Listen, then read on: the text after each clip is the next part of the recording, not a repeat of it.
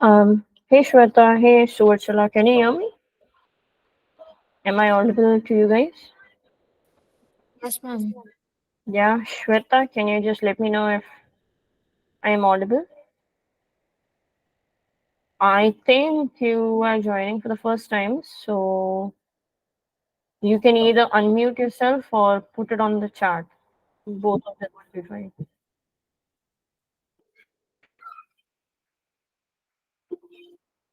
Okay.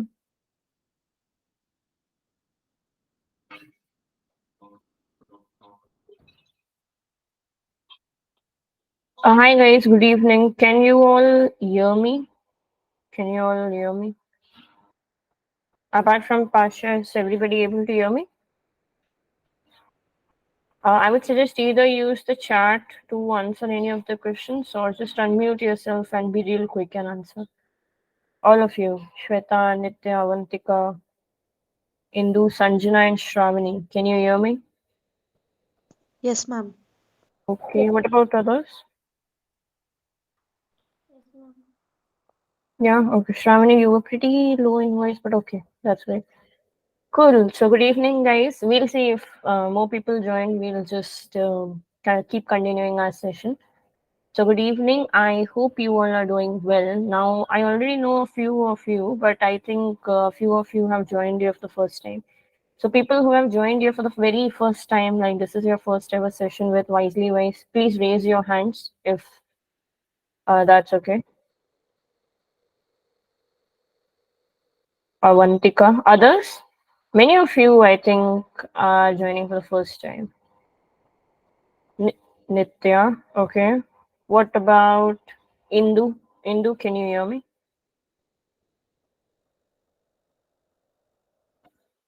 Okay. Who joined? Sindhuja just joined. I think yours also is the first class, right? Sindhuja, today? Yeah, okay. Sindhu, just raise your hand. So people who like today being your first class, I would like you to introduce yourself because that is what we had done for the very first class when we had for the previous batch. I mean, previous course also. So if you want, we can try it out once. So actually, you can hear me, right? Can you quickly try introducing yourself the way we had done in the previous one? All I would like to hear is your name, your current semester status, what are you pursuing, and maybe what are your hobbies. Quick, go ahead. Yeah, ma'am. Good evening, guys. And I'm Suvarchala from JNTU College of Engineering. So I'm currently pursuing third year, second semester from Metallurgical Engineering. And uh, yeah, ma'am, that's it. And what would be your hobbies? Hobbies like I watch movies and I I mostly paint, ma'am. Okay, you paint. Cool. So, in a similar way, I would like Avantika, Indu, Sindhuja, and Nitya to introduce yourself. Be real quick because we have to start the session and finish it off on time. Go ahead, Avantika, you are first. Yes, ma'am. My name is Avantika Ingule. I'm from Amravati, Mm-hmm. from And Professor Rammegi College of Engineering and Management, and my uh-huh. stream is electrical engineering. Okay. And what are your hobbies? Making rangoli, Okay. watching movies, Okay. also gossip. Okay. All right, that's great. So, Indu, you're next. That's a favorite hobby of ours. Indu, yes. Good evening, ma'am. Good evening. Yeah, ma'am. My name is Indu, and I'm currently studying BTech third year in Okay. BVRIT College, Hyderabad. And my hobbies are listening to music, painting sometimes. Mm-hmm. Yeah, that's That's great. You somewhat match with my hobbies. Okay, all right. So next is Nitya. Nitya, go ahead.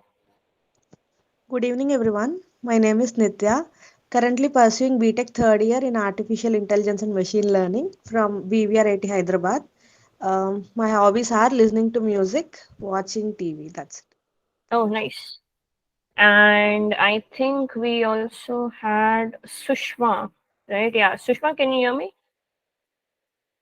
I think even you are joining the class for the very first time, if I'm not wrong. Oh, okay. I think she was not here. Cool. So then we'll start. So today is the very first session wherein we'll be talking about conversational AI foundation. Before we start off, everybody over here, are you guys a part of our Discord group? We have a Discord group wherein we put in all the announcement and all the important stuff. Sometimes the learning material, sometimes any news article, sometimes job that will be related to your profiles. So is everyone over here a part of Discord? You can use the chat. No, okay. People who are not a part of Discord, please quickly put in a no so that we know. Okay, all right. So as and when we proceed, I will try to share a link with you because the session goes like if I have a quiz to be taken, okay, so I'll be putting it on the Discord, and on the Discord, you will be giving me the answers. So I'll just share my screen with you guys. I will also be sharing the link in a while with you guys. So let's start off. I hope my screen is visible. Can everybody see my screen? A yes in the chat would be a good to go. Everybody is able to see my screen? Yes, ma'am. Yeah, okay. So let's begin. So before we start off with the session, we have this, thing about storytelling. Like we discuss currently, how is AI actually affecting the current, what can we say, the current fields that are involved. So far, we have covered, like from the previous session, if we take forward, we have covered AI in healthcare, AI in arts, and many more things like AI in manual activities as well. Today, we are just having a look at AI in gaming. I'm pretty sure many of you over here, being engineering students, we might also be gamers because as an engineering student, I used to play games just for the sake of, wasting my time because I didn't like to do assignments that much. So I hope many of you over here are gamers. So AI, if you know, has revolutionized the gaming industry to a larger extent. So in the past, the games that we used to play were used to have simple algorithms that determine the behavior of something called as NPCs, or what we call as non-playing characters, and the outcome of the player choices. Now, currently, if you see, you have a computer playing against you. If you know, in Ludo, in chess, we have computers who are playing against us. So that is nothing but an AI model that has been trained to make decisions based on the moves that you are making.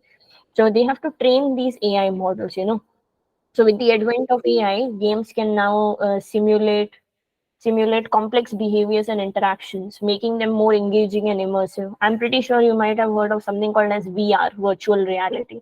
So virtual reality is nothing but AI integrated in games. So gaming field has been affected the most by AI. If I give you some statistics, some cool statistics, if we look into, before the use of AI in gaming industry, the games that we used to play, they mostly relied on pre-programmed algorithm, fixed one, no change. Like, okay, in chess, if I am moving one of the pawn, this pawn will move. I know it. Like pre-created algorithms or pre-programmed algorithms were there. Now, the scenario is a little bit different. Now, there is something called as decision making. So, the AI models can do decision makings as well. So, if you look at the statistics in 2017, the global video game market was valued at around $41 billion, USD we are talking about. Then in 2019, after the impact of AI, the same global video game market was valued at around $152 billion market. So it was like a fourfold increase in just over one single decade. So imagine the impact that AI might have on the gaming industry. And the numbers you see are not that small, right? So according to a report, a survey that was taken by Grandview Research, the global gaming industry is expected to reach a value of around 257 approximately a billion US dollars by 2025. So now if you have a look, 2019 it's 152, and by 2025 we are looking at a figure of 256. So you see how fast it has achieved a milestone of these big numbers. So these are like some statistics I wanted to show you to tell you how powerful AI, how powerful impact AI has on the gaming industry. Now, AI in gaming, if you look at some more details. So AI has enabled the creation of more complex and realistic games. When I say realistic, we are mostly talking about games like virtual reality and the games which have graphics in it, high quality graphics. They have NPCs which are all walking, more lifelike characters, dynamic environment, more maps, and all of that. Something that looks like a real life, but we are sort of playing it in a gaming environment. AI also has enhanced player experience by providing more challenging and engaging gameplay. Now, you see, game development is actually a career. A few years back, we did not have a career like game development or anything because at that point of time, we didn't have much resources. Now that AI has, literally come into the gaming industry, we have a lot more career options when it comes to game developers, game testers, and so on. So new opportunities like game developers are there, allowing them to create procedurally generated content, new levels, new games, new mechanics, and even create new games automatically. It's not that you have to create games right from the scratch. You can use a template and then try to modify it. So AI in gaming has opened up a lot of job opportunities. Anyone over here has ever thought of that they'll be going into this thing, game development or anything? You can just raise your hand if anyone has ever thought of going into game development engineering. I mean, game development field. Maybe just a thought struck in your mind. No one? No one over here thought of ever? Okay. No one over here plays games also? Anyone over here plays any games? Okay. Indoor does. What about others? Come on, guys. We all play games. Okay. So, but when you play games like Temple, okay. All right. So when you play games, did you ever thought of gaming can also be an industry that we can work into? Game development is actually a pretty big industry. If you ask me, some companies, there is a Rockstar company, then there is Inner Sloth, then there is Ubisoft. All of these companies are for gaming. And trust me, the environment, the technologies used in gaming are amazing. So you can think about it, you can think if you really want to go into game development and all. That can also be one part of using AI, isn't it? uh, there was this newspaper article that was coming up, unlocking new possibilities with AI in gaming. So they were just talking about how virtual reality technology, if you combine it with advanced AI, so then it can create genuinely interactive and engaging game experience. Experience is one thing. Gaming experience, app experience. It's like if somebody likes the game, likes the app, they are going to use it further. They are going to tell other people that yes, this app and this game is good. So making the user experiences great is like the primary concern, be it any app developer or game developer. AI revolutionizing the game industry by providing developers with tools, to create highly great and personalized experience for the players is what has made AI a boon in the gaming industry. So I'll be sharing all of this on the Discord channel, this specific news article. So people who are not there, do not worry. I'll just share the link with you. So you will just join in the Discord link, and whatever things we have done previously. I think many of you haven't attended the previous sessions, which was basics of AI course. So you can find all the content over there. All right. So now let's try to go to the session that we are here for today, Introduction to Conversational AI. Now I hope everyone is prepared with this session. But yeah, again that you guys are not in the Discord channel, so you might, everybody had gotten the mail that which chapter you have to look and come. Just say a yes or no. People who know, people who are aware of what chapter will be discussed today. And did you guys get an email or something about which chapter will be discussed today? Yes or no would be a good answer to go. Yes, guys, did you get a mail on what chapter will be discussed today from the course? I hope everyone can know. Swarali, you are in a part of your our Discord group, I am assuming. Ma'am, People, can you please repeat? What did you say? I was asking, you two are a part of our Discord group, isn't it? Yes, ma'am. Yeah, so in the Discord, we had posted an announcement about the session and what chapter will be discussed today. Did you have a look? No, ma'am, I haven't seen because I came from college now, but I Okay. haven't received any mail. No, I was asking about the email for people who are not in the Discord group because currently I can see many of them said no, like, they are not a part of Discord group. So that is what I'm asking. So people who are not a part of Discord group, did you guys get any email or something on what will be discussed today? I mean, what chapter you have to go through? I'm talking to Nitya, Avanti, Indu, and all of you guys. If you would respond, that would be great because we are stuck on one question only. Sanjana, I'm assuming that as a no, then you guys haven't got any email. So before we proceed, let me just share the Discord link with you guys. So what I want you to do is, I'm sharing the Discord link with you. 1 second. Good. So people who are not a part of Discord group, please click on this. I hope Discord is installed first of all in your PC or in your phone. People who are using PC or phone, first of all, please install Discord, log in using your credentials, and then click on this link. So when you click on this link, you will be taken to a channel called WiselyWise. Okay, I can already see people joining. I would suggest if you want, have a name with which we can recognize you. So we have Nitya, we have Indu. Okay. So please, first of all, go ahead and try to join the Discord channel. Everyone, all the 30 plus people I can see here.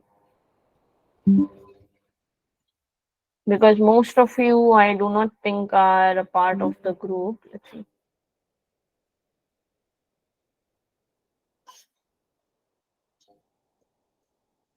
And people who have joined, just put a yes, no, or joined so that I can keep a track of how many of you have joined and how many of you are still pending.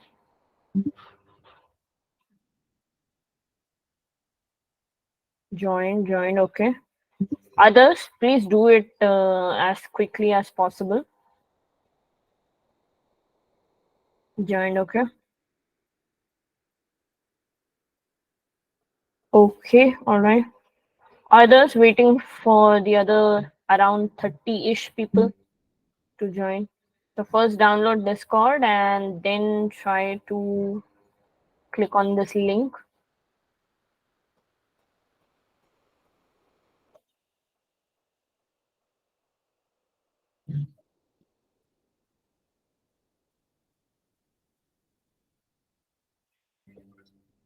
I can only see 3 people who have joined, guys.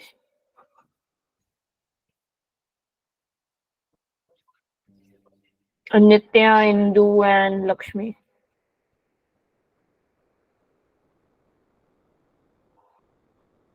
Sharing the link once again. Please quickly click on that and join.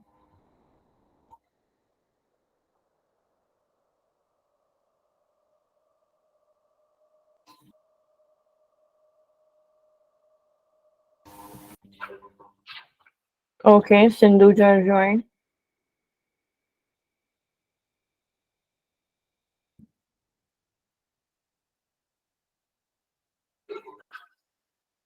What about others? Are we joining?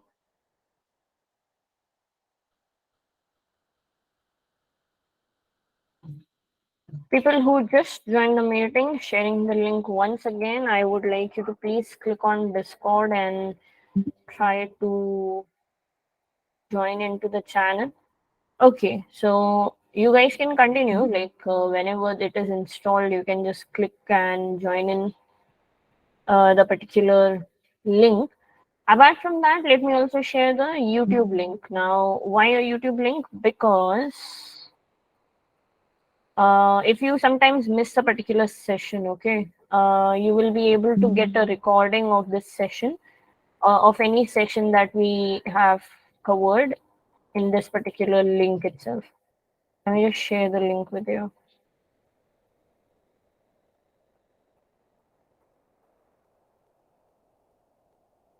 I've shared that on the chat again, guys. If you can, please go over there and you can just click on the subscribe button. So whenever we post any video or any recording of any session, you should be notified. So kindly do that quickly so that we can proceed. Pooja joined, okay. So I've shared the link uh, in the chat. Should I share it once again?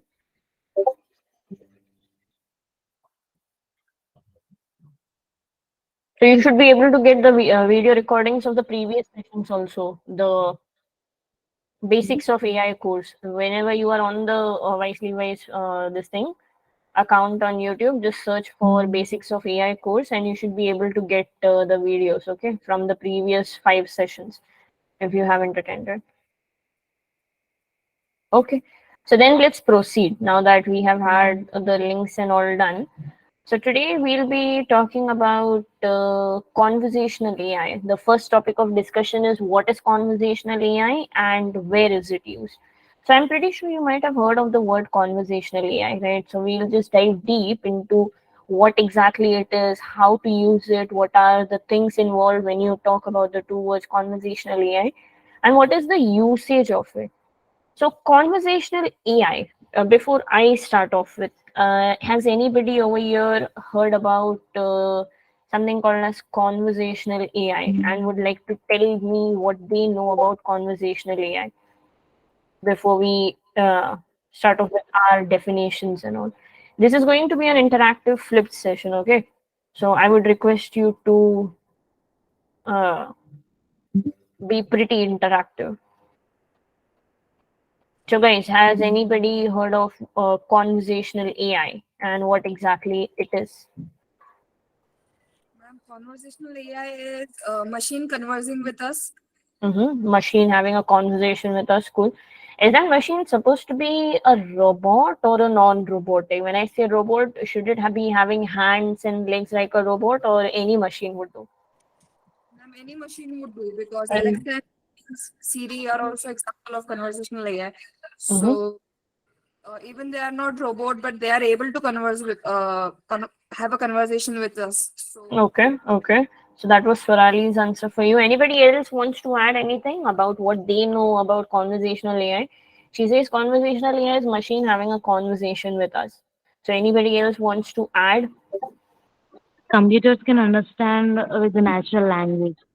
Computers can understand something called as natural language. So when you say natural language, do I mean only English or only Hindi or only Marathi or what? What do you mean when you say natural language? It may be English, which is Maybe. common for.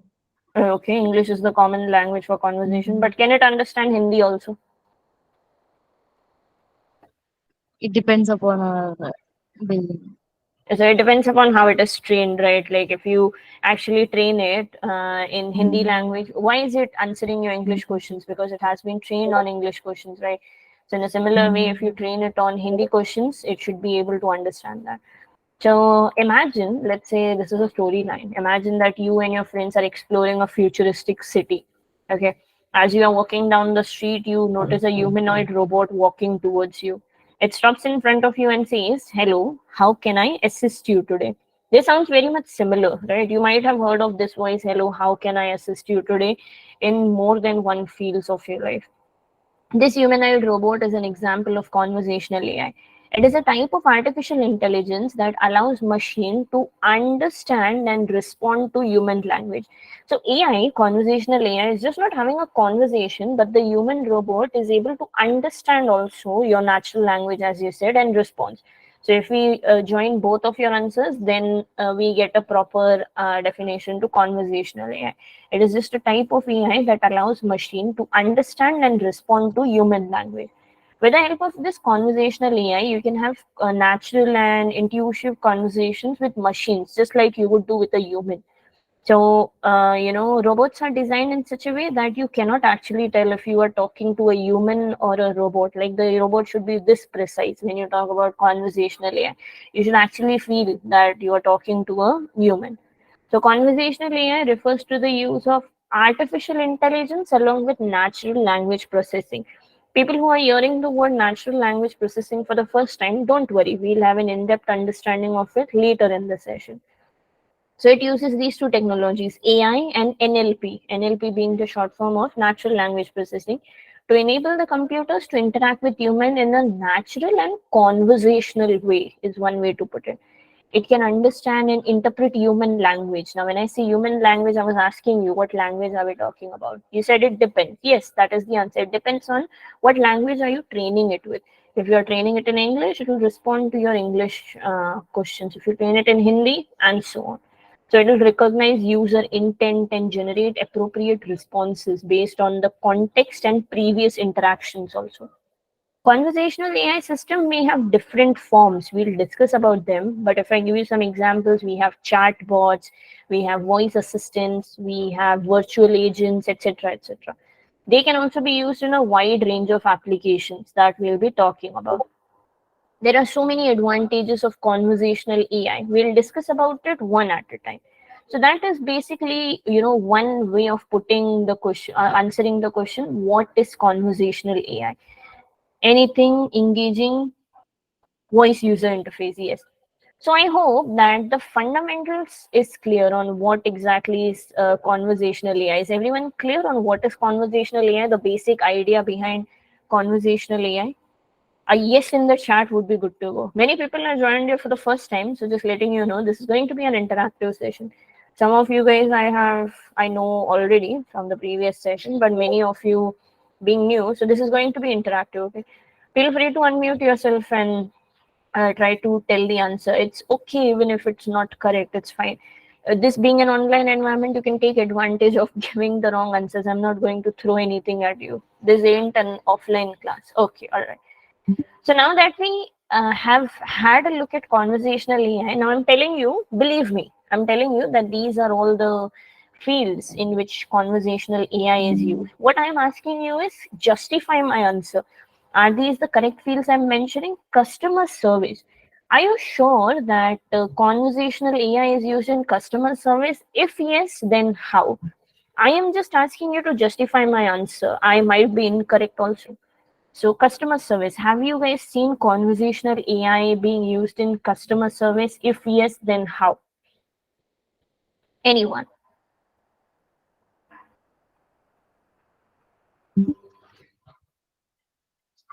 You guys might be using all the e-commerce websites. So, do you see any customer service happening there? Come on, we buy so many clothes every day and still say that we do not have any clothes. I'm pretty sure we all buy so many clothes from e-commerce websites. So, have you used any customer service? Do you using chatbots like yeah. Yes, Asha, you were saying something, I guess. Feedback and recommendations, yes. Apart from that, If you want to return or exchange, they'll be asking the reason yeah, or any return. issue damage. Cool, cool. So, okay, any other answer are we getting for customer service? Ma'am, when we call our SIM card company, Mm-hmm. then there, ma'am, someone speaks, but it is a machine. It's a machine, so it has been trained to give the same response. It's like you press a button 1, 2, 3, 4, and then depending on your question, the response is there. Cool. I think somebody also raised hand. I think Avantika did, right? This is so fast to tell me who has raised the hand. So whoever raised the hands, you can just Ma'am, it yeah. was mixed for early. Sorry, you and one more was there, but okay, yeah. So SIM cards and e-commerce websites and so many customer service is literally like everywhere these days, isn't it? So when we talk about customer service, many companies for again that two words, user experience, they are using conversational AI. The different benefits would be conversational AI would be accurate, right? First thing, since it has been trained. Second is less response time. We do not like to wait. We send a message and we expect the person to respond on time. Or imagine if a human is sitting over there and managing your queries. Of course, he'll take time, isn't it? Because he is not just managing one query. There are so many people ordering from that website. So many queries can be there. So the response time is reduced.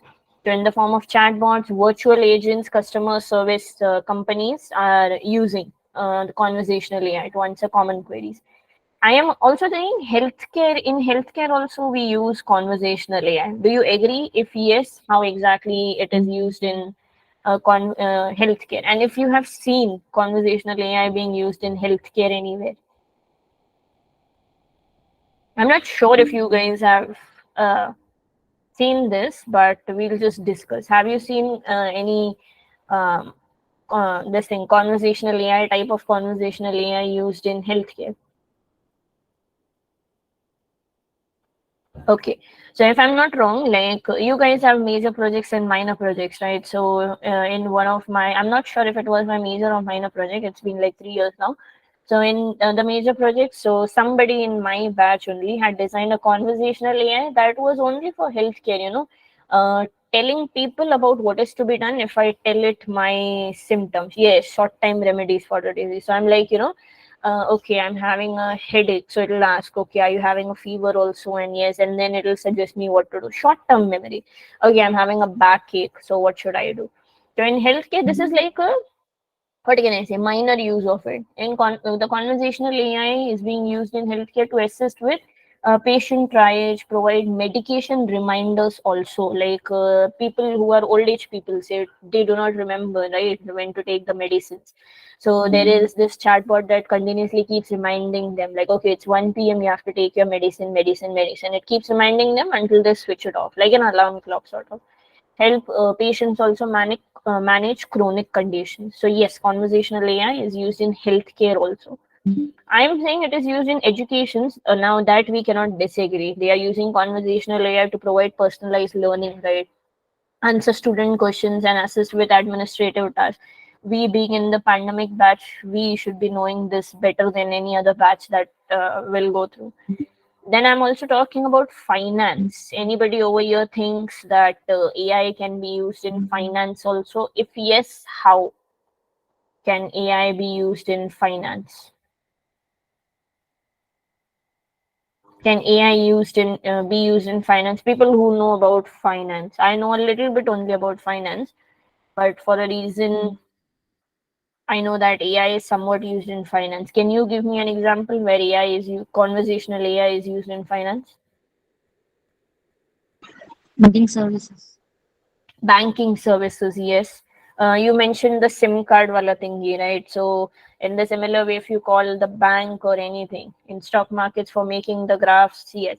So you can in the finance industry, you can use conversational AI to assist customer service, provide financial advice also, and also to detect the frauds. Fraud detection is one of the major uh, what can I say, accomplishment of conversational AI in finance. Last but not the least, and everyone's favorite, entertainment. So, do you use conversational AI for entertainment? If yes, how? I think I know the answer that you guys might be giving, but still, let's hear it from you. So, how is conversational AI used in? Of course, yeah, Alexa. Alexa. Okay, what do you ask Alexa to do for entertainment purposes? Netflix. Yeah. Certain apps segregate our expenses. Yes, that can come in finance again.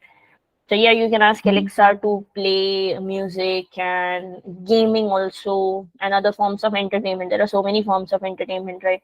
So AI, conversational AI, is being widely used in these 5 scenarios. Of course, there are so many. There is retailing and all of that stuff. But these 5 are the major areas where AI, conversational AI, is used extensively. Now that we know what is conversational AI, we know where it has been used, let's have a small quiz so that we know that we are clear for the part 1 of today's session. Now, how does the quiz go? People who are new to you, I just give you a Discord link, and I'm expecting everybody is, present on the Discord link. I'll be sharing the questions over there. Now, if you see on the left hand side, there is a training sessions LPF, a channel is there.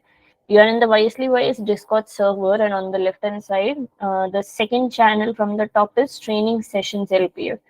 I'll just message a hi guys over there. So if you go to that channel, you will be able to see my message.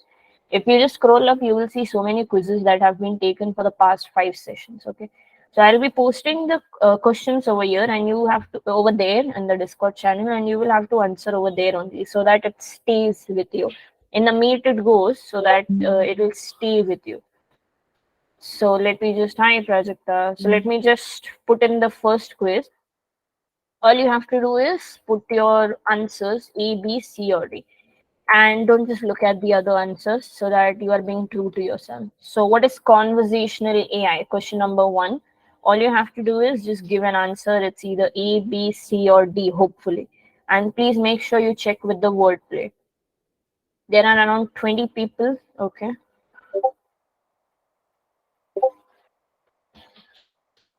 Most of them are saying A. So conversational AI is a type of AI that can understand and respond to human language. B says it can only understand written, not spoken. C says it can only understand spoken, not written. Okay. Okay, so let's talk about this question a little bit in depth. So you guys have voted A, saying respond to human language. You never voted for B or C. So when you say written language, so what is that type of conversational AI called? Or if you have an example of conversational AI wherein you write something and it responds to you, do you have any example of a conversation chatbots? Yes, amazing. Now let's go to voice. Voice is pretty common. Can you give me an example wherein it requires your spoken language? Alexa. So chatbots are the ones on which you type, you chat, wherein voice is different. But both of them are conversational AI. There is one more that we'll be discussing. Just don't get confused. No, chatbot is not conversational AI. Anywhere a machine having a conversation with you is simply a conversational AI. Cool, amazing. Now let's have a second question on your screen. Just reduce the number of options over here. So, which of the following is an example of where conversational AI is being used? Customer service, social media monitoring tools, virtual personal assistants. Hey, hold on. My bad. My bad. There you go.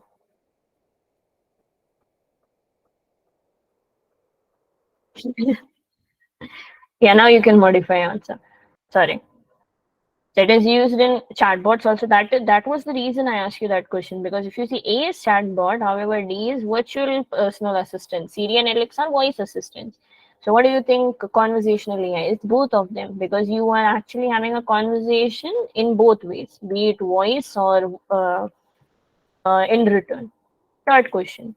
How can AI, conversational AI, be used in healthcare to help patients schedule appointments, to provide medical advice and answer their questions, to monitor symptoms that alert healthcare providers?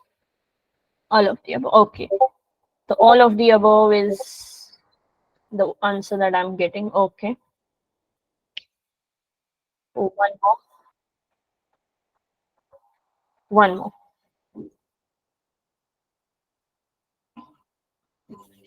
How can conversational AI be used in finance to help customer with account management tasks, balancing or paying bills, personalized investment advice, fraudulent transactions? Okay, all right. Again, most of you guys are telling me it's all of the above. Last but not the least, which of these is not a benefit of using conversational AI? Which of these is not the benefit of conversational AI?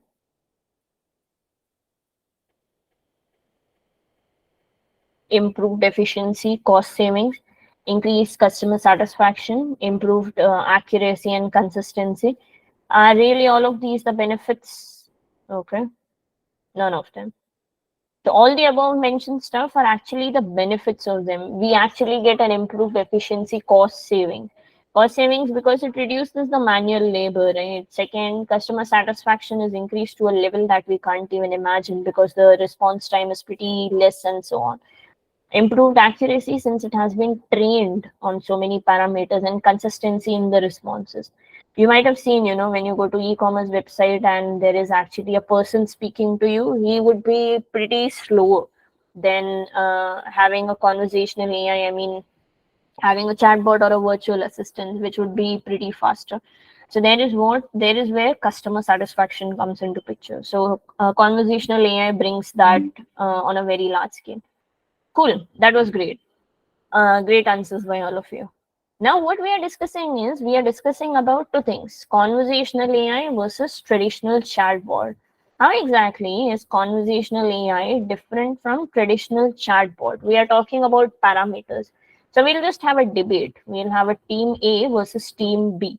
So I'm pretty sure all of you want to talk about conversational AI only, but let's also talk about from where we originated. What were the roots, and from where did we get the idea of having conversational AI? So let's have a couple of teams over here. So I will pick a random person from you guys because creating a team right now would be sort of difficult. So I'll pick up a random person and I'll ask you to talk about either of the topics. Okay. So let's first of all, anyone wants to go first? Anyone who would like to go first on their own? You can just raise your hand and start off with the first point that you want to put. Any of them, conversational AI or traditional chatbot.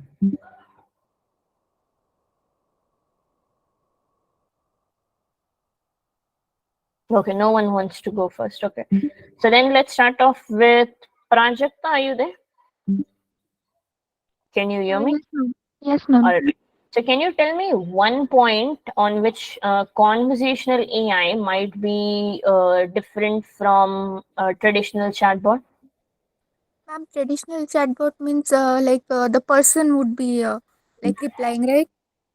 No, when I say traditional chatbots, customer service chatbots that respond with predefined answers, not personalized answers, and they only have a limited set of questions. These chatbots are only designed to provide quick and efficient support, but they won't be personalized. Like for scheduling appointments, just an example. So on they'll ask you only these things, no, like okay, when and what time. That's it. Will they ask you what is the problem or how many people are coming? No. Do you want an appointment? Yes. At what time? Yes. That's it. Right. That is traditional chatbots, how chatbots used to be before. You might have used chatbots before also, and you are using it now Yes, ma'am. also. So, what is the difference you can see in previous chatbots versus the current ones? Like, ma'am, now as you said, that the details like the answers are more specified and personalized, and also Mm-hmm. the time of response is quicker as Mm-hmm. compared to the traditional chatbots in the conversational AI. Okay, so personalization is one thing that we are Yeah. looking at. So Yeah. the traditional chatbots were not as personalized. So what happens when you personalize a message? What benefit does it have on customers? Like customers get more towards the product, like they are like we can say they are more impressed, or they are more comfortable using the product because they Mhm. are most of their requirements are like accomplished in more better way because of the Cool, personalization. cool. So customers are Because impressed because the answers are being answered in a more personalized manner. They think, okay, we have like our questions have been looked upon by the chatbot. Okay. Anything yes, else yes. you want to add? Okay, that's great. Now let's pick Navya. Navya, are you there? Can you hear me?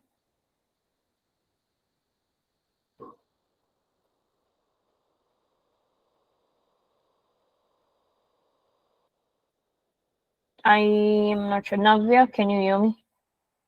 Apart from okay, if not Navya, we have Shitija. Shitija, can you hear me? I'm pretty sure you guys are able to hear me. Trust me, I've done this when I was in my engineering days.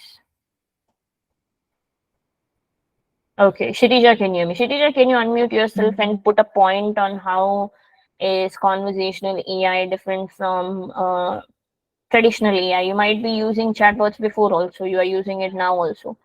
So on one parameter, if you want to, segregate them or just give a difference between them, what would it be? You can unmute yourself and say, because if you type, it would take a long time, and then I would think that maybe you left or something. Oh, you're in the bus right now. Okay, not an issue. So anybody else wants to go? If not, Kshitija, anybody else wants to go? Hello, ma'am. Yes, Nehal, go ahead. In traditional chatbot, the new updates need to be reconfigured, but Mm-hmm. conversational AI, we can include the AI and ML so that it can learn new things automatically. Yeah, it can learn new things. So in conversational AI, it like learns from its experience. This wasn't present in traditional chatbot. Traditional chatbot was like, okay, this is the set of questions, this is the set of answers. No learning, no reinforcement learning, anything. However, in our conversational AI, this happens. Cool. So we have learned from experience as the second point. Anything else, guys? Apart from personalization and learning from experience, any other point? Ma'am, in traditional chatbots, making updatation is a Mm-hmm.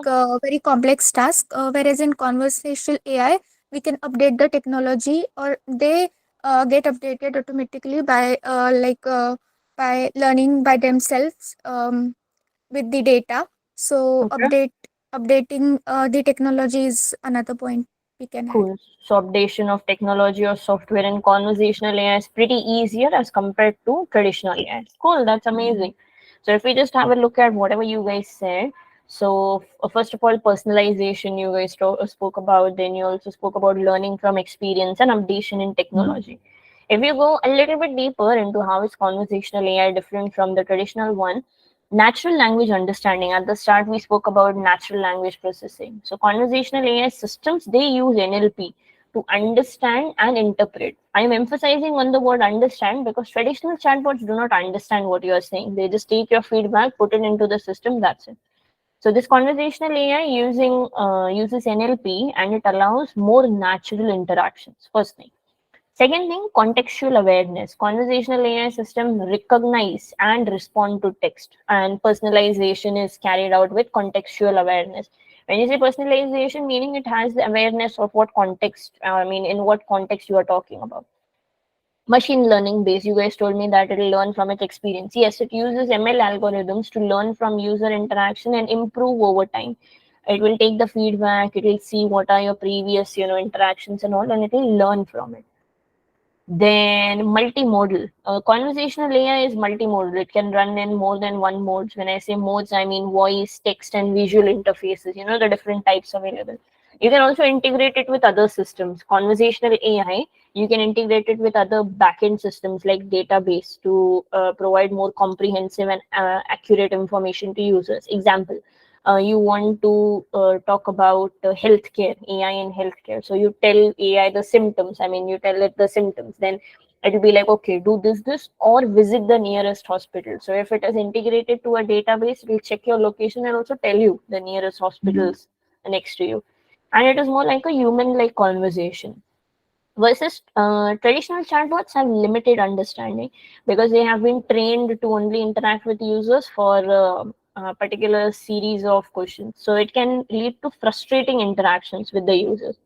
They are very static and do not improve over time. They are based on only the questions given to them, so they would not improve based on the user interaction.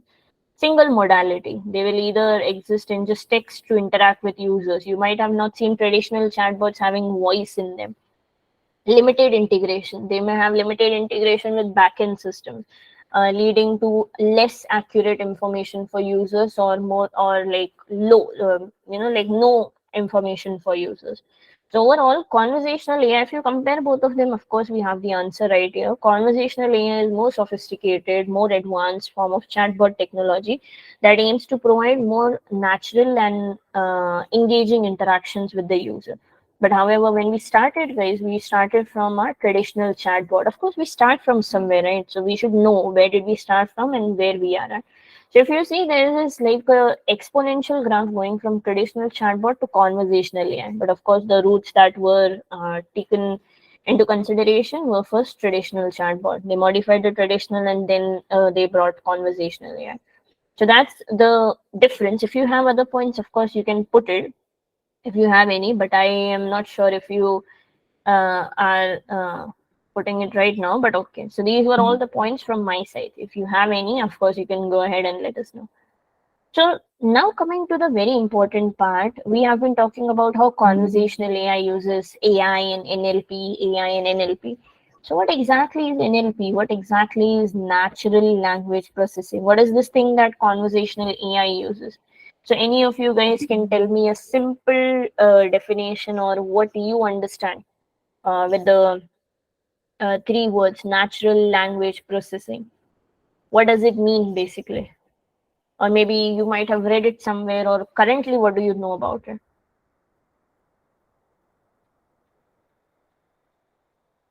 Anyone has any idea of what is natural language processing, or you might have read or heard about it somewhere and you want to share?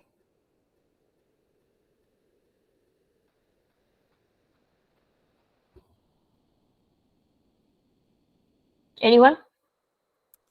Yes, ma'am. Like it is similar to the compilation, like in our softwares, like the like a high level language is converted into machine level language, and Mm-hmm. then the result is obtained, and again the machine level code is converted into the high level, that is human understandable language. Mm-hmm. So when you speak, your high level language is converted to a binary or machine level language so that the computer or the machine can understand, and vice versa. So NLP, might many of you guys might not know, it is a subfield of AI. It comes under AI. Okay, NLP, natural language processing.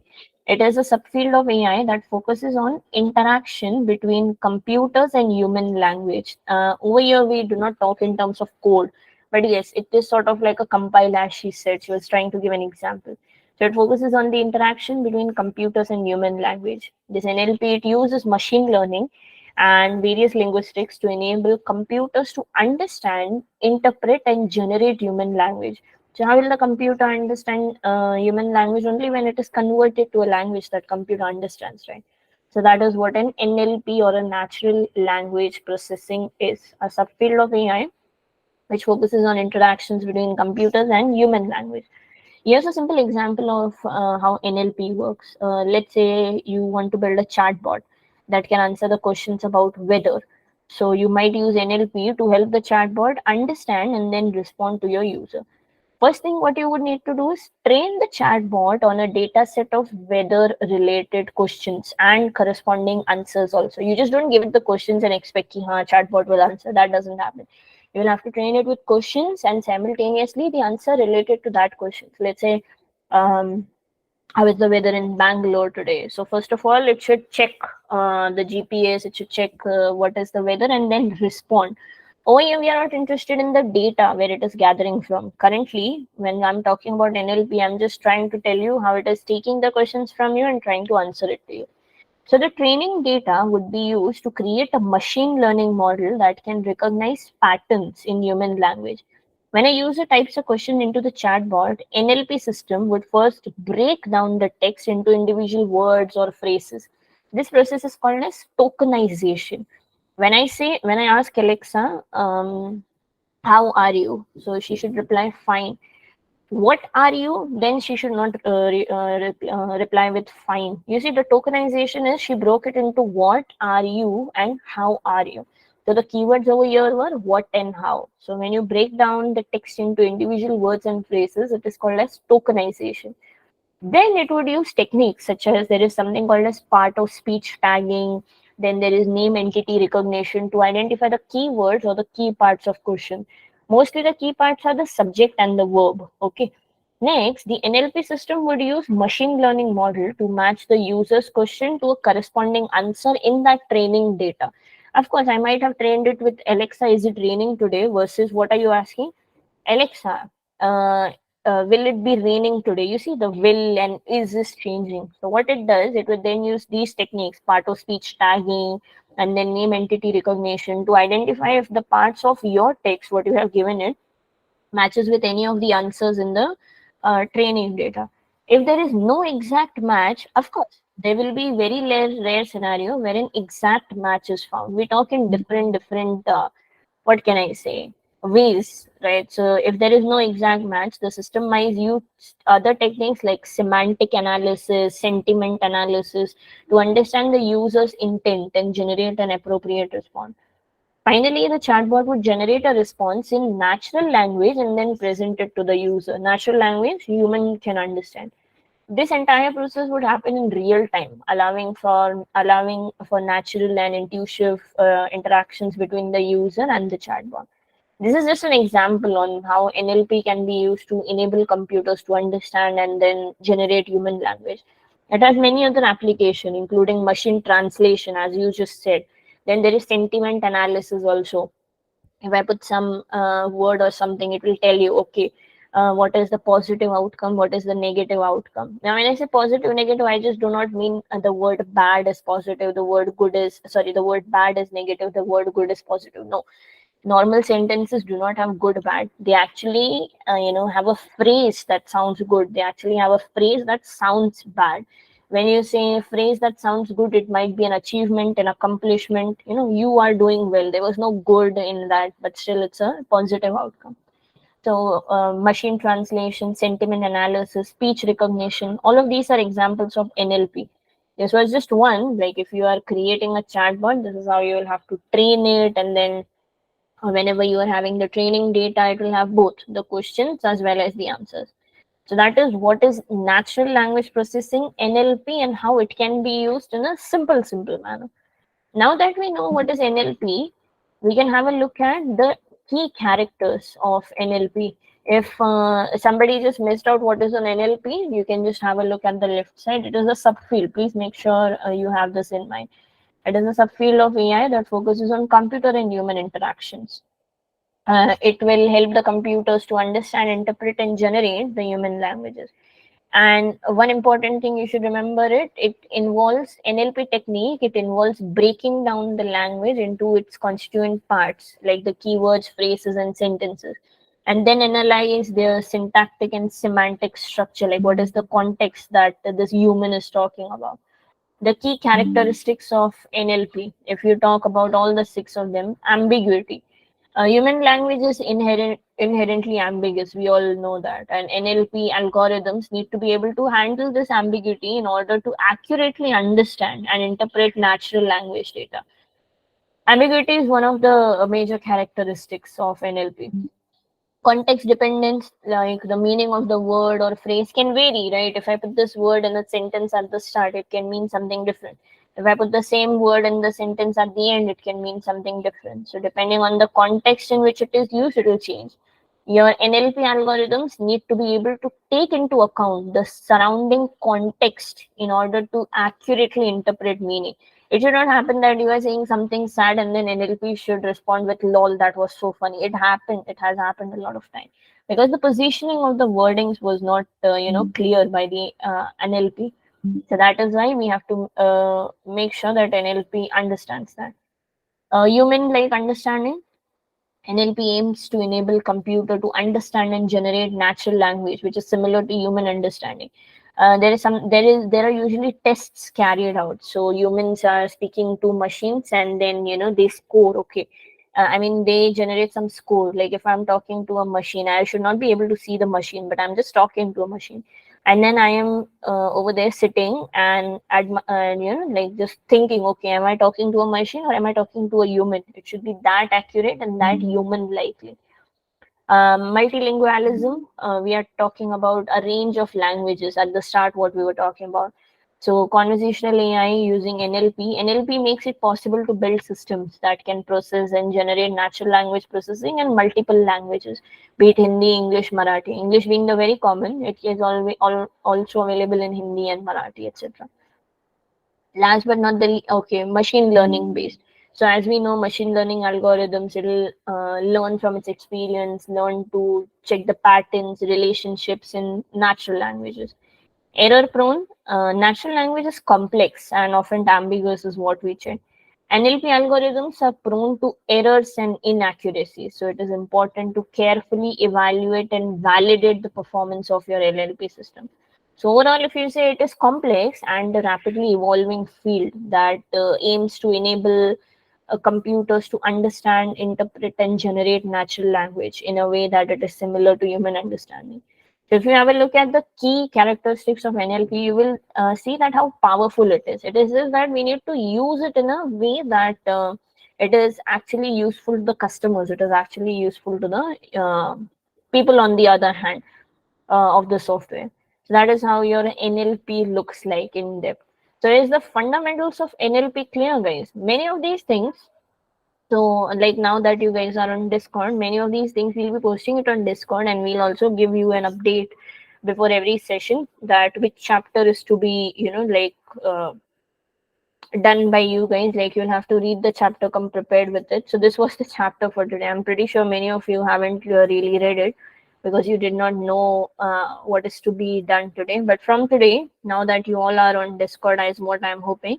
So we'll be posting announcements on which topic is to be carried out in this session, and you will have to come prepared for that session. So now that you weren't prepared, is the basics of NLP clear? Is the fundamental clear? Yes or no? Are we all clear with what is NLP, how it is, how it can be used, and what are the various characteristics of NLP going forward?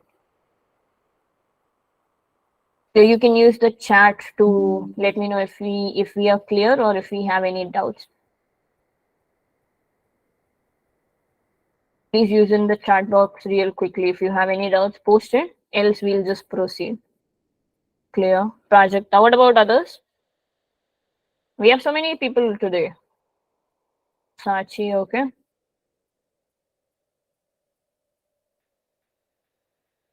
Okay, all right.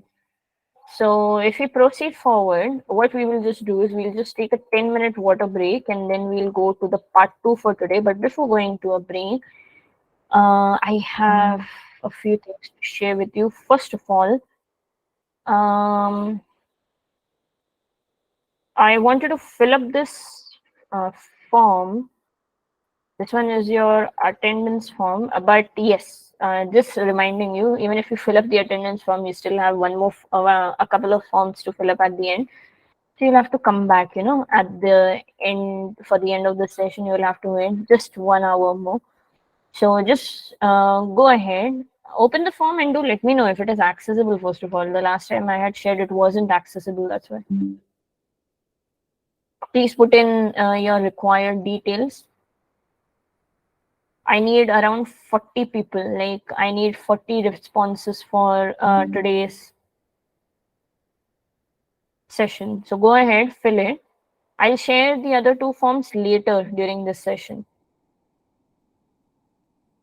Asking for permission. Why does it do that every time? When I am opening it, it is not asking me for permission. That's why.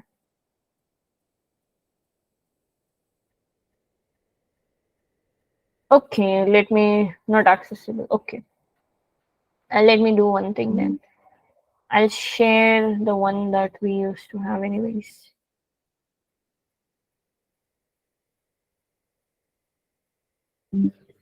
Give me a second.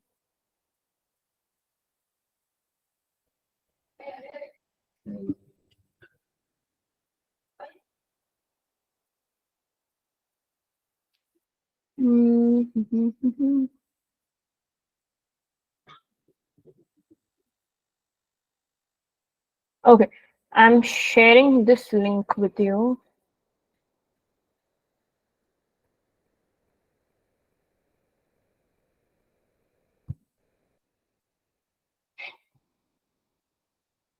For the timestamp, the first column, guys, just put in today's date for now. Put in your first name, your last name, your email ID, current semester status, and the course name. Fill in and then just take a water break. So it's around 6:34, right? Let's be back by 6:44 so that we will have 45 minutes in hand and then we can cover up the rest of the session. Okay? So fill it first and then take. For the timestamp, I'll just put today's date and I'll just copy paste it. Don't worry. It's 24/3/23. Leave the timestamp part. Oh wow.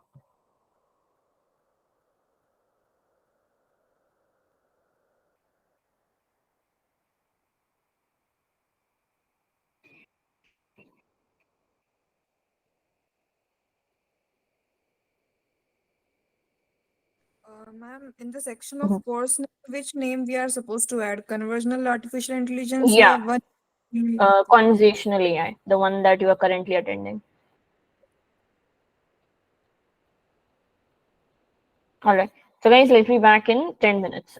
Just take a 10-minute break after you are done. Let's be back by 6:45 around. Okay.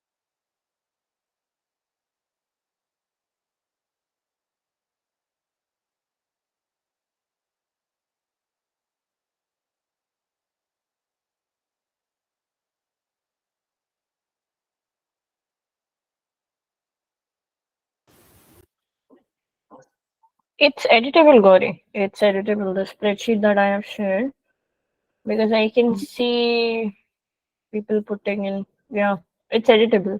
Check it once again. Also, I can see more people. Has everyone filled in the form? Has everyone filled in the this thing attendance form? Please check in your name once again. Um, there are more people in the call than the attendance numbers in that form.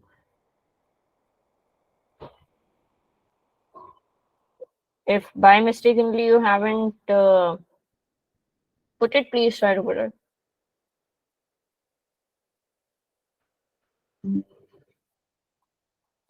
Okay. So let's start off. Let's just try to continue with where we left. So let's just have a discussion about the different types of conversational AIs available. So we have chatbots, we have virtual assistants, we have voice assistants. Each of these have their own limitations. Each of these have their own strengths, pros and cons is what we are talking about. So let's have a quick look at them. First of all, chatbot. We have discussed about chatbots a lot since the session started. So these are computer programs that simulate human conversation through text mostly. They use NLP to understand the user message and provide an appropriate response. They are commonly used in customer service, sales, and marketing. For example, many websites have chatbots that help customer with that question. For example, booking a room or ordering a food. Another example is chatbot created by the World Health Organization to provide accurate information about COVID-19. This was done when the pandemic was at peak. So the strengths of these chatbots are chatbots can handle a large volume of requests simultaneously. So a large load can be taken by the chatbots. They are available 24/7. They are just kept on working 24/7. They can reduce customer service cost. So this is one important strength about the chatbot that is economical as well. And there are limitations also. So the limitations of chatbots include chatbot uh, have limited abilities to understand complex requests. So if you have any complex request like personalization that is not available with the chatbot in its database, then it will be pretty difficult for the chatbot to work on your request. They can sometimes provide irrelevant or incorrect responses. That can be limitations because your question, now it depends on how you ask the question. Maybe your question was not on to the point, or your question confused the chatbot a little, maybe due to a change in English or something. So there is a possibility that they can provide irrelevant or incorrect responses. So chatbots is one of the virtual conversational AI type we have. The another one we have are virtual assistants. What are virtual assistants, guys? How is a chatbot different from virtual assistant? Anyone?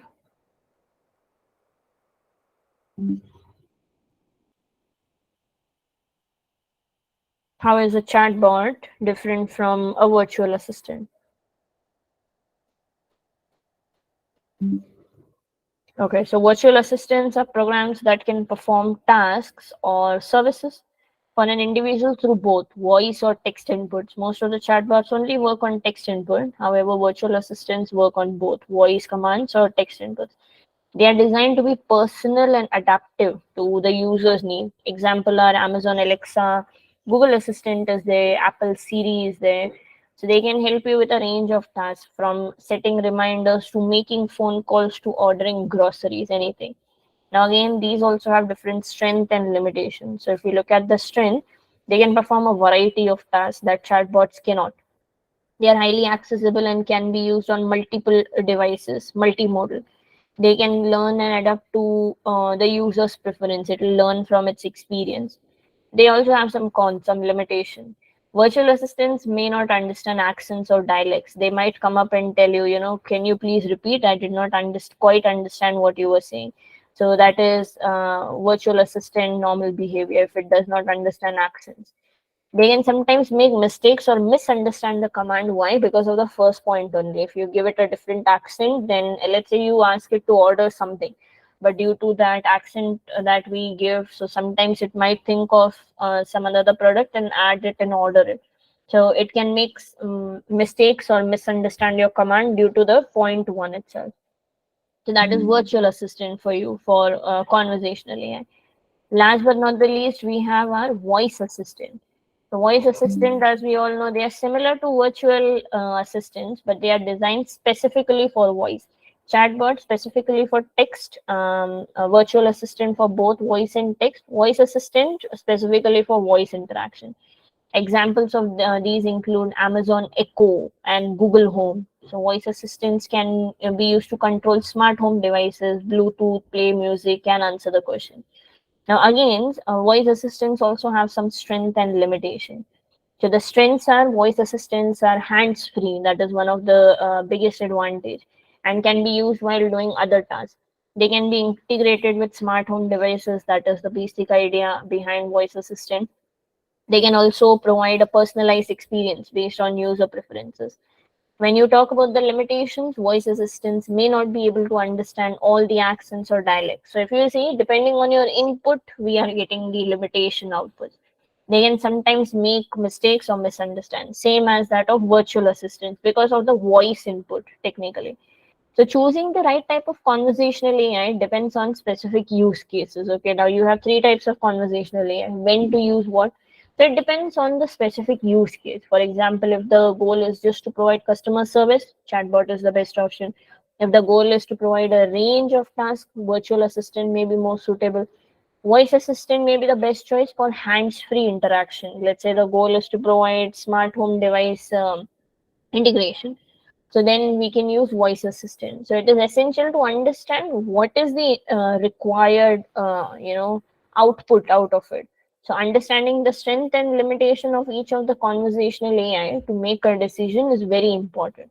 So you should know what is the expected outcome and what type of conversational AI to use based on both of these points, the strength covered with the limitations. Now if we talk about one of the applications, we have something called as sentiment analysis. This is a small assessment for all of you guys. So we'll try to understand sentiment analysis using NLP. So first of all, what is sentiment analysis? Sentiment analysis is the process of identifying and categorizing opinions based in a piece of text to determine whether the writer's attitude towards a particular topic is positive or negative or neutral.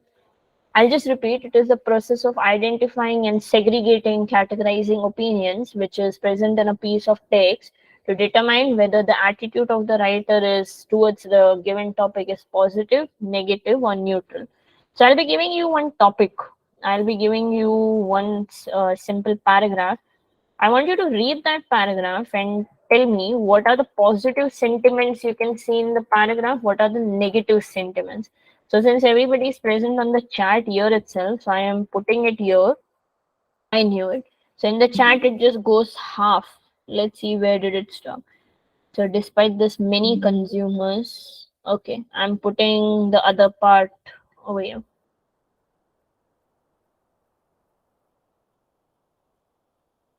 So I want you to read this little step and try to find out what are the positive sentiments, negative sentiments in here.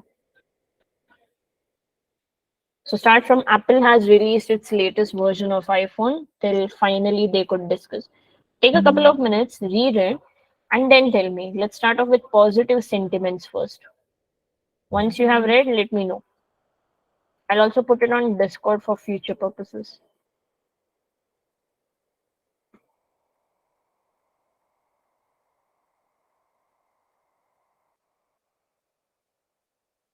So go ahead, read it, let me know once done.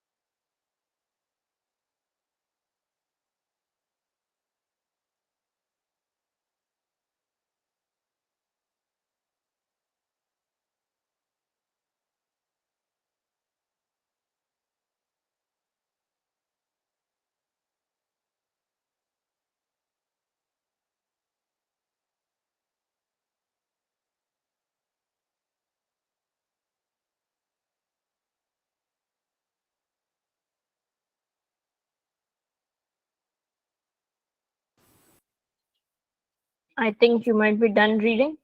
So if anyone is done reading, so let's check. What do you think are the positive outcomes or the positive sentiments that you see? Positive sentiments is anything that you see is improvement, yes. Okay. New features, yes. Positive. So anything that is giving benefit or that is like a plus point to whatever product is being released. So improvement one, new features one. What else, guys? What are the other positive sentiments? Come on. Except the point that iPhone lacks major changes and high price, everything is positive. Okay. Faster. Okay. Excited. Cool. So if we read the paragraph, one of the, as you guys said, features and so improvements. So iPhone, the new iPhone 13 comes up with a range of new features and improvements. Sounds to be a positive sentiment. The longer the battery life, if you see longer battery life is also a positive sentiment. Improved camera capabilities, faster processor, are highly sought after features like this is also positive sentiment. Bringing products that are latest version, yes. Bringing products that are better than the previous uh, products available. Many consumers are excited, yes, about the iPhone 13 and are eager to get their hands on. So, categorizing as positive. What about negative? I think Swarali already mentioned it, except the point that iPhone lacks major changes. Yeah, and high price, everything else is positive. So if you see disappointment, yes. So if you see the words itself, the disappointment is also positive. Yeah, despite one second. Despite the user are eager to use is also a positive statement, yes. Critics, disappointment, yes. These all come in negative sentiment. So this is one of the applications when you go in customer service, when you rate them, you see, you have to rate them 1 star, 2 star, or you put that smiley face or sad face. That is what is your sentiment analysis also. So every single, feedback you give over there goes in sentiment analysis. That is one of the applications of NLP. So good job, guys. Good job in categorizing both the types of sentiments. So the last topic of discussion for today is design considerations. Whenever we are designing a chatbot, you need to consider a few things. It's not just like client said, okay, design a chatbot and you went ahead and started designing. There are some considerations. There are some things you need to uh, put it in your brain like yes, these all rules or these all things I have to follow, these are the protocols that will be taken care of. So the two important protocols whenever you are designing a chatbot, one of them is UI, one of them is UX. UI standing for user interface and UX standing for user experience. So let's start off with UI. Anybody who knows what is UI? Anybody has any idea on what is UI before we actually go to the slide and read about it? You might have heard of yeah. Yes, ma'am. Whenever an user uses that particular software, so whatever the graphics or design is being displayed over the screen, is that favorable to the user? So that is a particular user interface. Okay, good answer, Sachi. Prajakta, would you like to add something or same? Yes, ma'am. Same. Like there are various symbols. Like we can take the common example of that. On the products there is a veg non-veg symbol. Mm-hmm. So that is a UI example. Common symbols, yeah. But there is a send button in WhatsApp, almost the same send button is there everywhere. There's a send button in Instagram, so it's like, yeah. So the user interface is what is appearing on the screen. Anybody having an idea on what is UX, user experience? UI to okay. What about user experience? It's all about the concept of user friendly software or like Hmm. that. Yeah, how easy it is to use, right? When you say user friendly, meaning the user has doesn't have to navigate through 10 screens just to reach a particular destination. So how user friendly or how easy it is for the user to use any particular chatbot or application. So as you guys told me, user interface refers to how it is appearing. So visual and interactive elements that users interact with to use a product or service. It can include components like you said, the symbol. Yes, there are symbols, icons, symbols, buttons, menus, text, and images. The goal of UI is to create an interface that is intuitive and efficient and visually appealing. And when you talk about visually appealing, there is a concept called color science that goes around whenever you are designing an app or any chatbot. So you might have seen, all the e-commerce websites are sort of light in color. So have you ever thought of why are the e-commerce website mostly light in color? Why have we never seen any dark color e-commerce website? Why is that? Because when you see UI, you are basically talking about the visual appearance, right? Visual appearance is nothing but colors that make something attractive. So the usual colors that we see are light colors or white or peach, lightish colors. So why do you think e-commerce websites have light colors? There is one a big reason behind that. Anybody over here knows? Because maybe the product should get highlighted. Products should get highlighted. Okay, one way to put it. Anybody else wants to add to what Prajakta just said, apart from her point of products being highlighted on the web page? So, you guys have done engineering, so I'm pretty sure you are from the science background. So, people who have done biology, do we know what are pupils in the eye? Everybody over here knows what are pupils? These the Yes. yeah, so pupils have the tendency to I'll speak in simple language. They have the tendency to stretch and relax. Okay, so when our eyes look at dark colored screens or dark colored things, our eyes tend to stretch and they give stress on the eyes. Imagine being on an e-commerce website. So we spend hours on e-commerce website. We're like, okay, this is also good, this is also good. You add into the cart and sometimes you buy, sometimes we don't, but you spend some time, right, on the e-commerce website because it is light in color. If it would have been dark in color, no, our eyes would stretch and we would be tired very early. So that would be like this thing, a not good thing for the e-commerce website, right? If it is darker in color, so the eyes get stretched and stressed very easily, and we would end up buying nothing because we are too tired now. So that is why they are light in color, because when our pupils look at light colors, no, they get relaxed. So that is the color science that goes behind. So it's advised to keep lighter colors so that people can be on that e-commerce website for a long period of time. So I hope you guys will remember this now. The next one is UX. As you said, the overall experience that the user has when the product or service is being used by the user. So it includes all the aspects of user interaction with the product or service, including the UI, the functionality. When I say functionality, so if you see WhatsApp has those three things at the top, three or four something. There is a chat, there is calls, there is status. Just one click and you go to the next screen, right? You do not have to click 3 to 4 times just to see a person's status. Functionality. Then like the user friendliness, how easy it is to use. So the goal of UX is to create an experience that is satisfying, useful, enjoyable, and at the same time not too complex for the user. You might rarely see any apps that are pretty complex to use because the apps do not want their stocks to go down, right?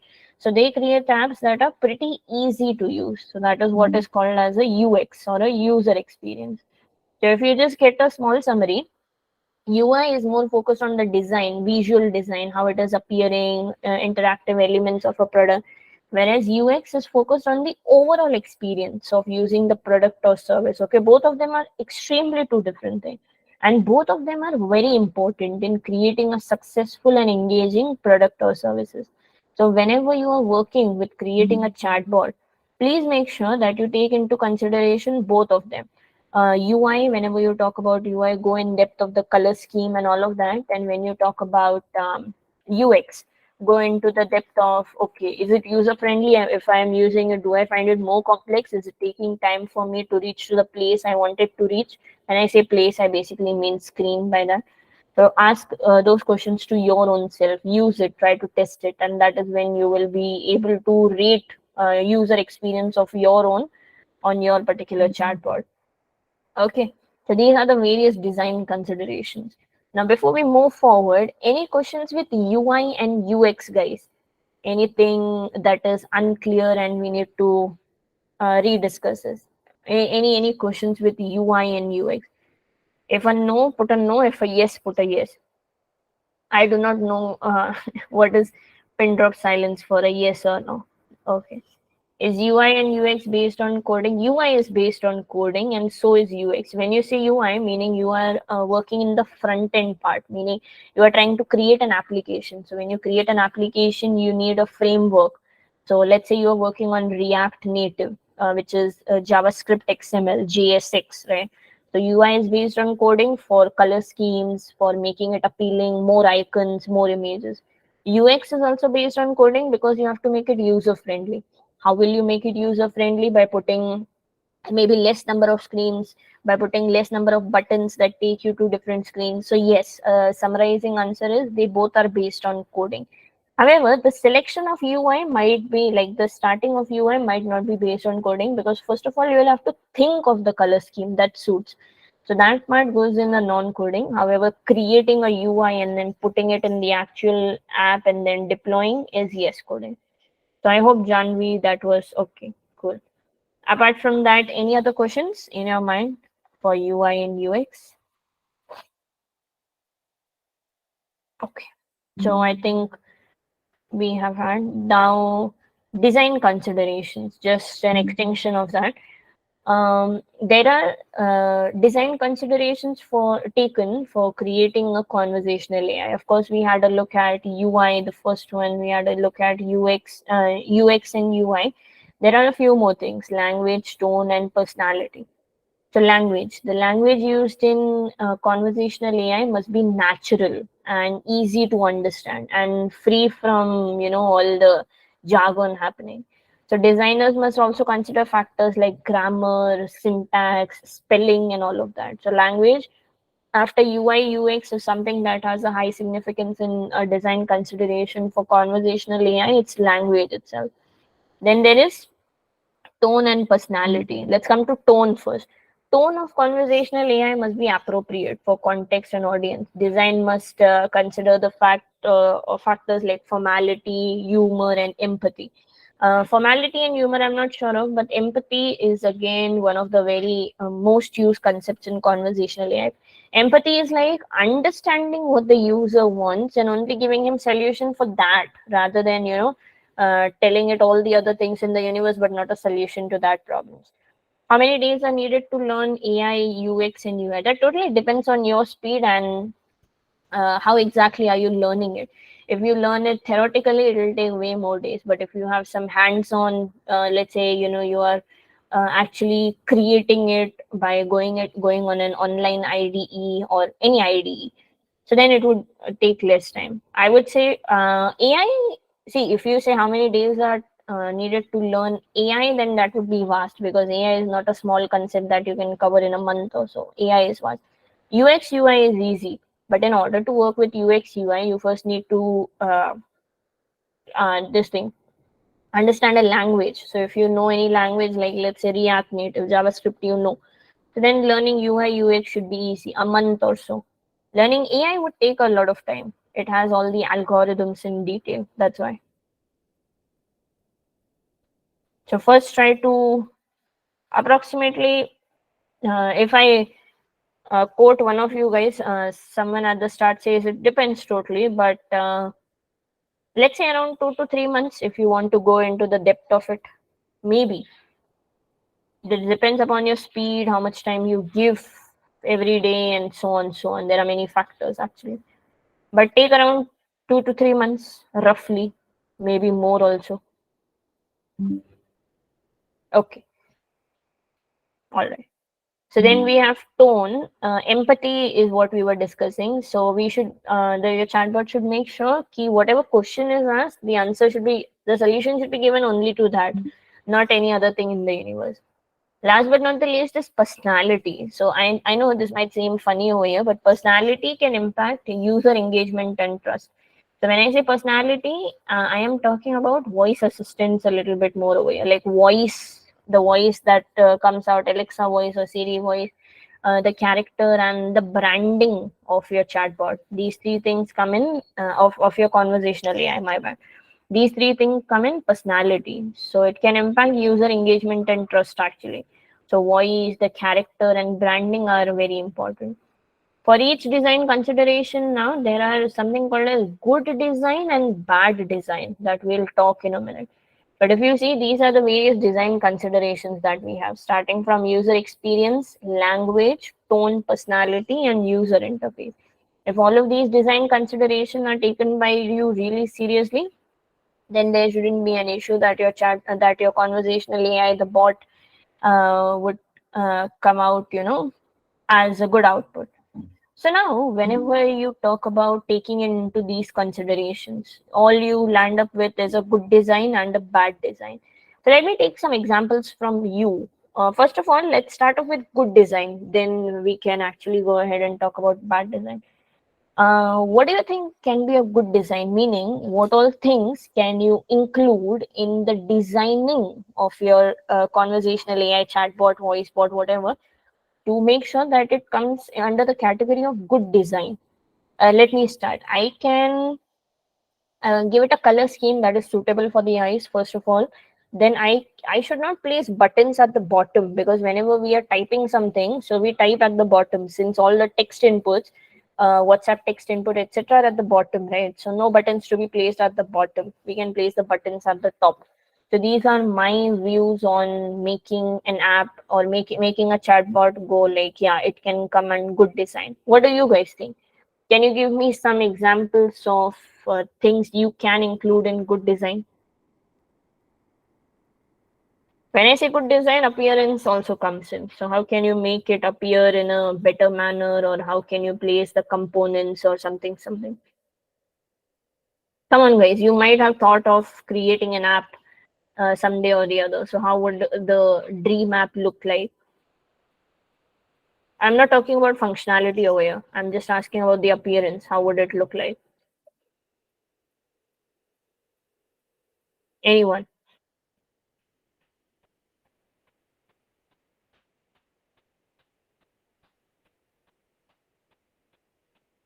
No one? No one wants to speak about good design?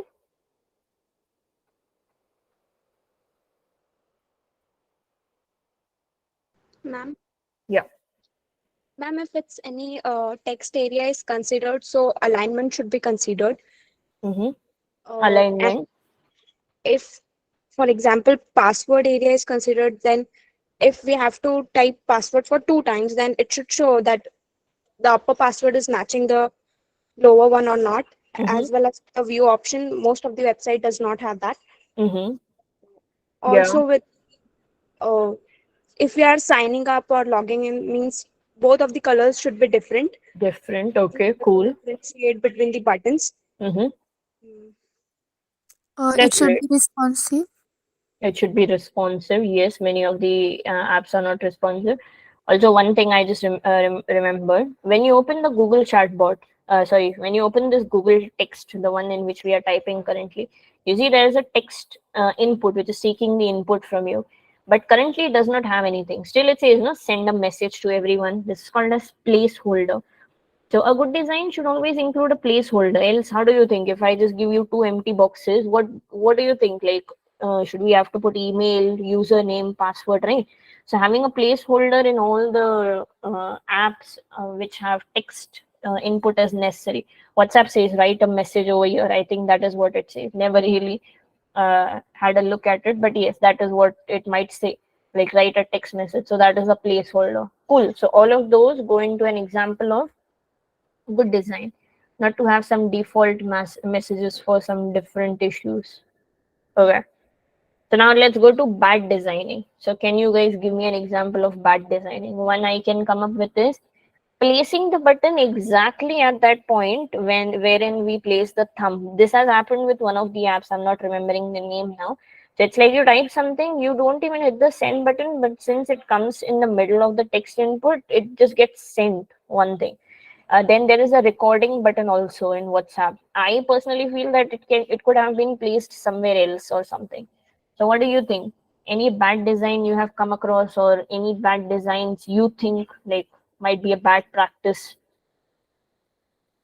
Ma'am, I have come across while using Snapchat, Okay. when yeah, so whenever you are taking a snap and you just means you are adding a filter, Mm-hmm. and then you are also adding a sticker, but now you want to remove the sticker, but in the recent updated version, you can't remove the sticker. Sticker, it stays, yeah. Just you can only change the filters. It's sticker. It's not able to remove anymore. So it's like it's permanent. Once you add a sticker, it's permanent. Okay, so one bad design example right there. Any other thing? Any other one? Any other person amongst you wants to give me an example? Yes, Prajakta.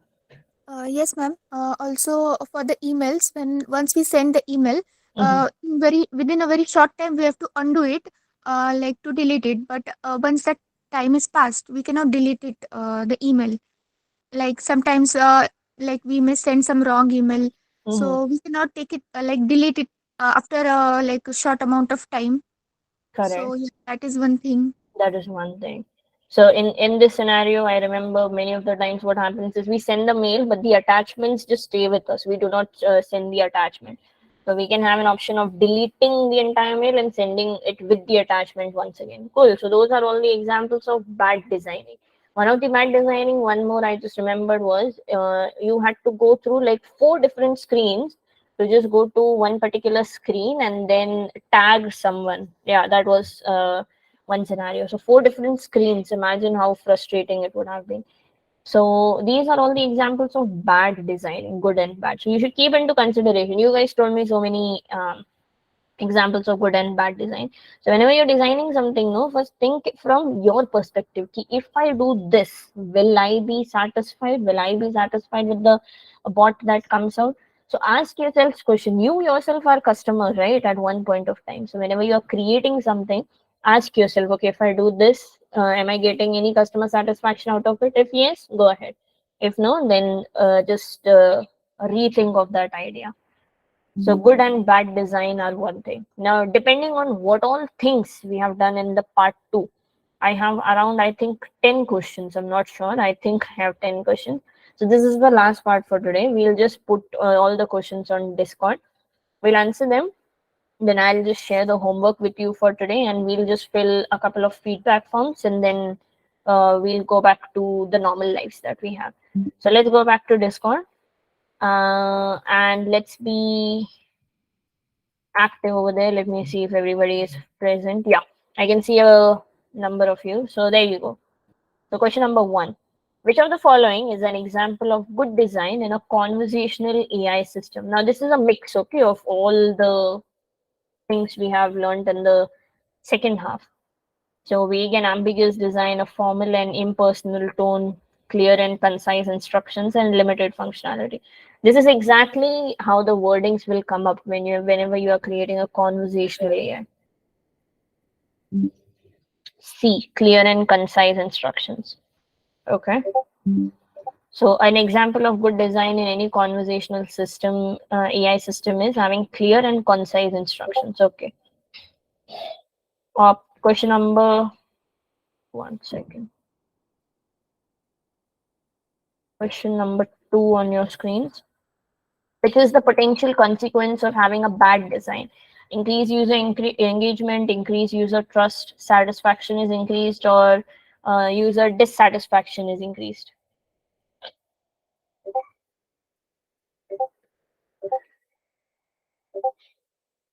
User is dissatisfied. Okay, all right, that's great.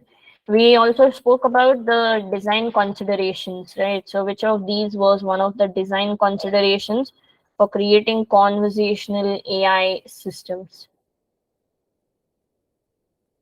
The one that has the highest significance of all. If I say, can you mark more than one? So if I have more than one answer for this, what would it be? A coupled with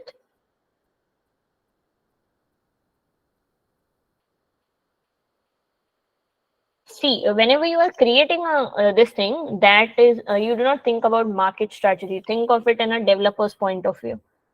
So marketing is not your bucket list. Your bucket list is creating.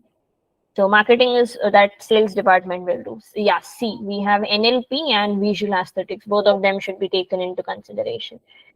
All right. We also had a look at empathy, right? So if I say empathy, what is empathy, and select the answers that you like is correct.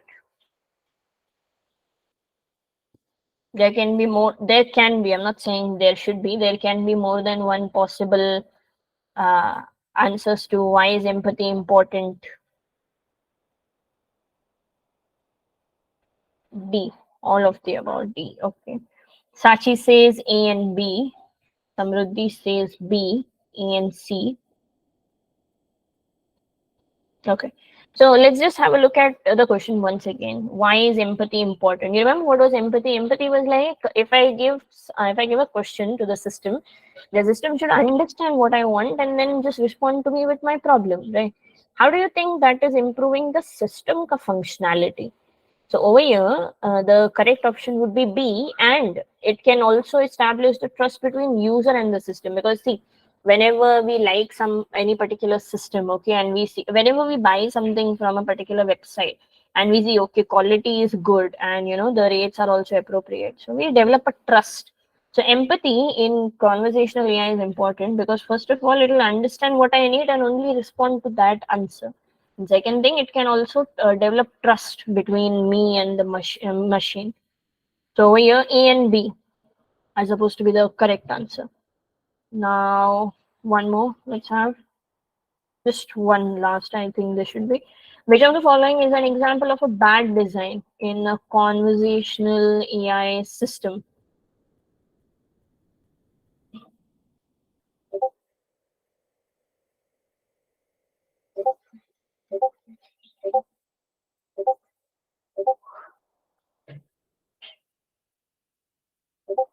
A. So limited functionality is a bad design.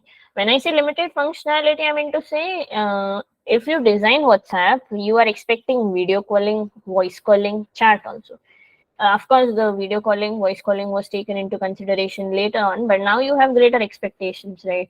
So limited functionality means if there is an app that is already catering to all the things that you are expecting, you need not have an app which is now having less functionalities from the existing app. You should rather have a little bit more. So that's great. So that was the quiz all about. um, well done everyone, literally everyone present on the Discord participate. So now let me just share after every particular session we'll be sharing one milestone will be achieved by you. So I'll be sharing the batch link on the Discord itself so that you can access it whenever you want. So the batch for today is, I think it is visible. Yeah, Dialogue Dynamo. Whenever you get time, you can just go to that drive link. I'm just pasting it there so that whenever you get time, you can go there and download it. That is just for you. That is just for your milestone so that you remember what you have done in that particular session. Okay. So congratulations on achieving the first batch from the very first session. Now I have to share two different links with you. The first one I'm sharing in the open chat over here. All I want you to do is go to that link, open it in a new tab, um, click on those stars. I think if you are doing this for the first time, since most of you are doing this for the first time, you should be, they should ask you to sign in, I think, with Google or something. I'm not sure. But check it once, and once done, do let me know. This is the first one. I'll be sharing one more. I'll be sharing this after every particular session so that I can take home that feedback. This is your experience with WiselyWise, okay? This is not for this particular session. For this particular session, I'll be sharing it in a minute.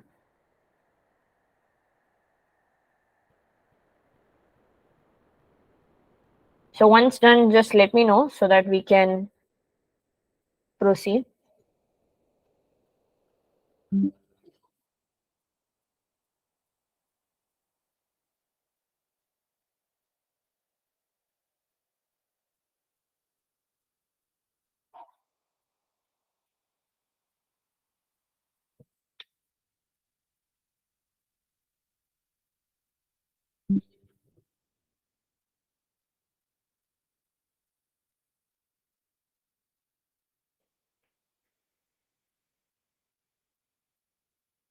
Done? Is anybody done with filling the Trustpilot review form?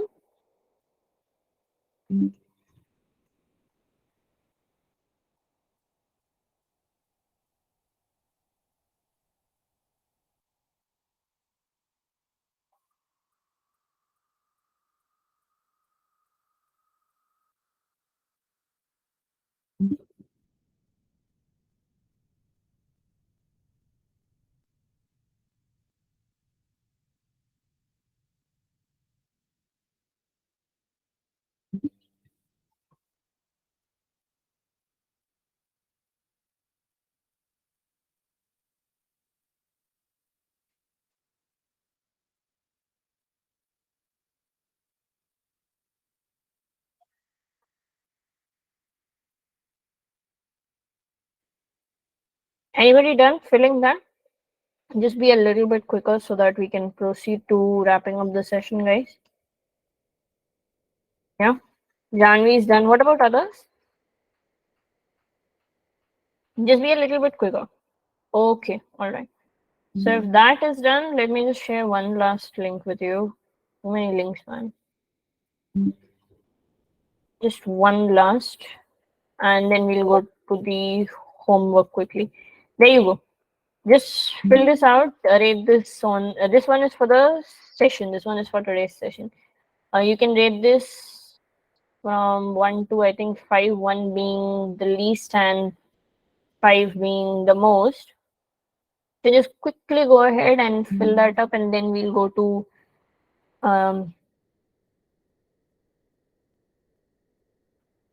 the homework and wrap it up.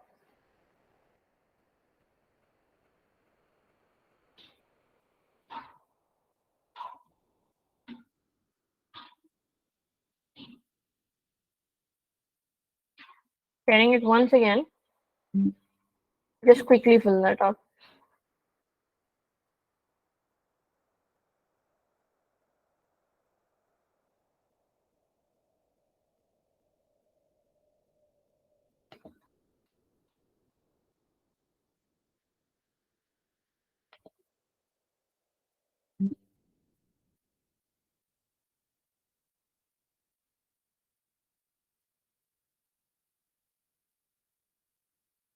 And just let me know once done so that we can quickly go to the homework part.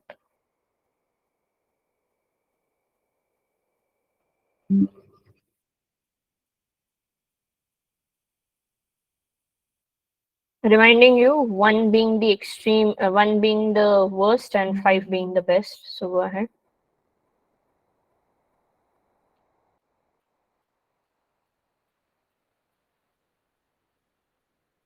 Done? Okay, that's great. So let's just go to the homework quickly. Homework, you can just submit it on Discord itself. People who are aware of GitHub, or you can do one thing, you can do the homework for now, since this today one does not involve any code, so you can do it on Word and upload it on Drive. Give us the access and share the Drive link on Discord. The deadline for the homework would be always on Monday before 6 p.m. So find a conversational AI application or platform, whichever interests you, be it chatbot, voice assistant, or virtual assistant. Interact with the application. When I say interact, ask it some use cases, ask it a variety of questions in one accent, in different accent, in one manner, in different manner. Take a note of its response. Write a short report of around 1 or 2 pages that addresses these questions only. Don't worry, I'll share a screenshot of this. First of all, the question is, how does the application or platform use conversational AI and NLP? You will be getting an answer to this question only if you ask it certain questions. Okay, so please make sure you interact with your conversational AI well. How well does the application understand your request and respond to them? So in order to make sure you answer this question, ask it in different accents and etc. What are the strengths and weaknesses of the applications or platforms, conversational AI and NLP abilities? So there might be some questions it might not be able to answer. Find out those questions. What are some potential applications of conversational AI and NLP in the future based on what you have observed? You will have to think of some use cases of it for the future. The ones that are existing are okay, but something that you think might be useful, something that should interest you. So I'll be sharing a screenshot of this on the Discord. Don't worry about that. So you will not forget what all questions were there. And yeah, so that was it today. I'll see you guys in the next session. But before we go, any doubts, anything that still stays unclear in your mind that we need to discuss? Anything that is still unclear, guys? I'll just stop sharing my screen. No, everything is clear. Are we clear? Okay, that's great then. So then I'll see you guys in the next session, which is on next Friday, same time, 5:30. All right. Please share the Discord link again. Sure. Give me a second. Invite, copy. There you go, Vaishnavi. You can just have a look You can just click on it and then it will take you to the Discord channel. Okay, in the same Discord channel, I'll just share the homework. Do have a look at it. All right, that's great, guys. Thank you so much for being cooperative throughout the session. And yeah, I'll see you guys in the next session. Thank you, Prajakta. Thank you, everyone.